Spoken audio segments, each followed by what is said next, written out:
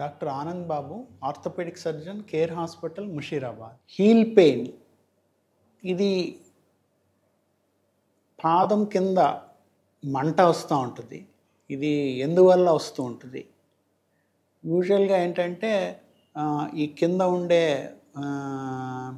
Fat pad సన్నగా అయిపోవడం వయసు మీరిన వాళ్ళల్లో, తర్వాత బరువు ఎక్కువ ఉన్న వాళ్ళల్లో ఇక్కడ బోన్ పెరిగి చిన్న ముళ్ళులాగా బోన్ పెరగడం వల్ల, అలాగే ప్లాంటార్ ఫేషియైటిస్ అంటారు.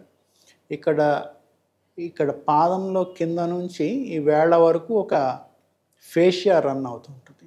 దాని మీద అధిక బరువు లేకపోతే స్పోర్ట్స్ ఆడే వాళ్ళలోనూ స్ట్రెస్ స్ట్రెయిన్ అయ్యి ప్లాంటార్ ఫేషియైటిస్ వస్తుంది. దానివల్ల పెయిన్ వస్తూ ఉంటుంది. ఈ పెయిన్ని ఎలా ట్రీట్ చేస్తున్నారు అంటే, బేసిక్గా ఫస్ట్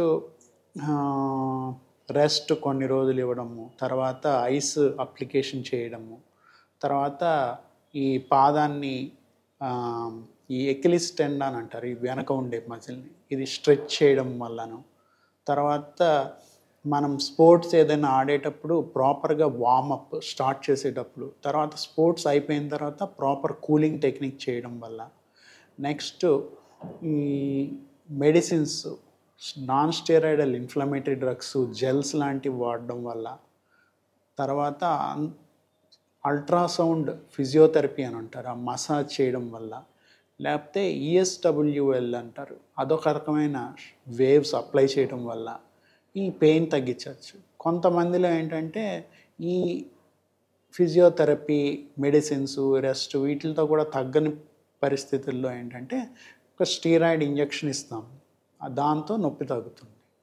కొంతమందికి ఈ ఇంజెక్షన్స్, మెడిసిన్స్, ఫిజియోథెరపీ దేంతోనూ రెస్పాన్స్ లేకపోతే అలాంటి వాళ్ళల్లో ఏంటంటే ఈ ప్లాంటార్ ఫేషియాని కట్ చేయడం అవసరం పడుతుంటుంది. సో తర్వాత ఏంటంటే వీళ్ళ పేషెంట్స్ ఈ సిలికాన్ హీల్ కుషన్స్ అని ఉంటాయి. సో దీని మీద ఒత్తిడి తగ్గడానికి సిలికాన్ హీల్ కుషన్స్, తర్వాత ఫుట్కి ఆర్చ్ సపోర్ట్స్, ఇలాంటివి పేషెంట్ని చూసి డాక్టర్ అడ్వైస్ చేస్తూ ఉంటారు. సో ఈ విధంగా ప్లాంటార్ ఫేషియైటిస్, హీల్ పెయిన్ని మనము కంట్రోల్ చేసుకోవచ్చు. Thank you.